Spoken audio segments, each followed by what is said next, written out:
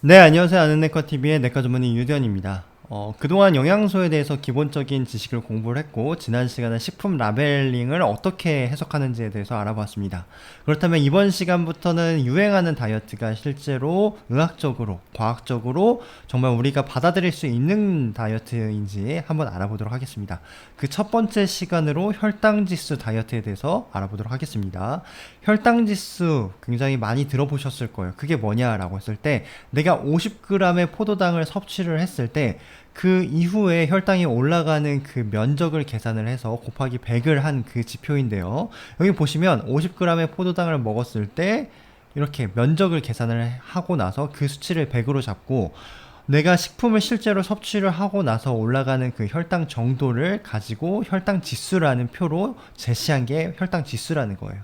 우리가 혈당 지수가 중요한 이유 중에 하나가, 내가 이제 혈당이 높이 올라가는 식품을 먹으면 이후에 인슐린이 지나치게 과량 분비가 되고, 그로 인해서 저혈당에 빠지면서 내가 오히려 식욕이 폭발한다라는 부작용이 있을 수 있다 말씀드렸고, 혈당이 높으면 높을수록 인슐린이 많이 나와서 그 영양분을 통해서 우리가 얻는 에너지가 실제로 내 몸에 활동하는 데 쓰이기보다는 주로 저장되는 데 쓰이는 경향이 있기 때문에, 우리가 저혈당, 이왕이면 혈당을 높이 올리지 않는 그런 식품을 섭취하는 게 이롭다라고 말씀드렸습니다.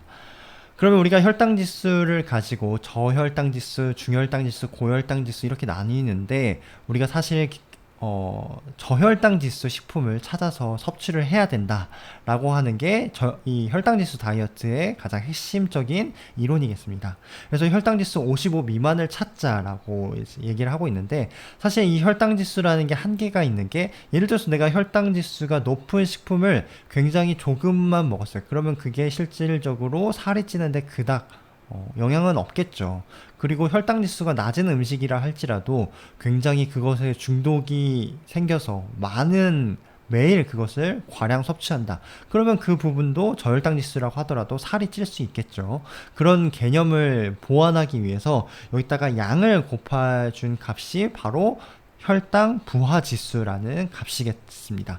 그래서 혈당 부하 지수도 이제 저혈당 부하 지수, 중, 고 이렇게 나뉘는데, 사실 이게 실제로 임상에서 쓰이지는 않아요. 그래서 혈당 지수가 오히려 더 많이 주목을 받고 있고, 여기 한번 예를 들어볼게요. 혈당 지수가 이 탄수화물 50g을 포함한 쌀밥의 양이 143g인데, 이 정도의 밥을 먹었을 때 사실 혈당 지수는 중혈당 지수에 속해요. 근데 혈당 부하 지수 측면에서는 우리가 밥을 많이 한 공기 그 이상을 먹게 된다라고 하게 된다면 고혈당 부하 지수가 되기 때문에 상대적으로 조금 다른 개념이다라고 알고 계시면 되겠고, 그래서 혈당 지수가 절대적이지는 않다, 내가 먹고 있는 그 양도 반영을 해야 되겠다라고 알고 계시고요.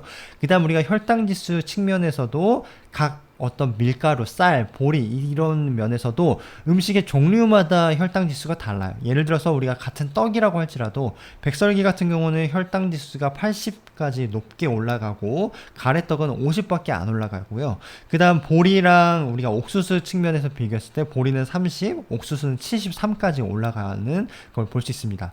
감자 같은 경우에서도 감자를 그냥 찌게 된다면 포도당이 올라가는 그 혈당 지수가 무려 93까지 올라가는데, 감자튀김은 41밖에 안 올라가요. 그렇다고 감자튀김이 좋은 건 아니죠. 포화지방, 트랜스지방이 그만큼 많으니까요.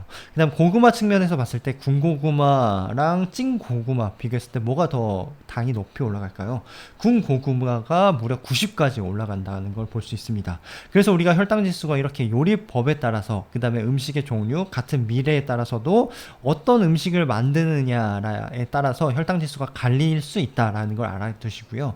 근데 우리가 혈당 지수가 절대적일 수가 없는 게, 내가 같은 빵을 섭취했더라도 내 옆에 있는 사람은 혈당이 안 오르는 분도 있고, 어떤 사람은 조금만 빵을 먹어도 혈당이 확 오르는 사람이 있고, 같은 바나나를 먹어도 옆에 있는 사람은 혈당이 하나도 안 오르는데 나는 혈당이 오를 수 있다는 거죠. 근데 우리가 혈당 지수라 하는 것을 절대적으로 A라는 사람과 B라는 사람이 혈당 지수가 똑같이 올라간다라고 말씀드릴 수 없다고 제가 지난 시간에 빵순이 빵돌이 다이어트 파트에서 말씀드렸습니다. 그래서 우리가 마음껏 내가 나에게 맞는 탄수화물을 찾아서 그 식품을 마음껏 섭취를 해야 된다. 그거에 있어서 도움을 줄 수 있는 수단이 이렇게 실질적으로 내가 혈당을 확인하는 방법과 내가 실제로 그 음식을 섭취하고 나서 뭐 두세 시간 뒤에 나에게 찾아오는 공복감, 무기력감 이런 것들을 확인하거나 아니면 뭐 수주 뒤에 나타나는 나의 체중 변화나 몸의 신체적인 변화를 통해서 알 수 있다라고 말씀드렸습니다.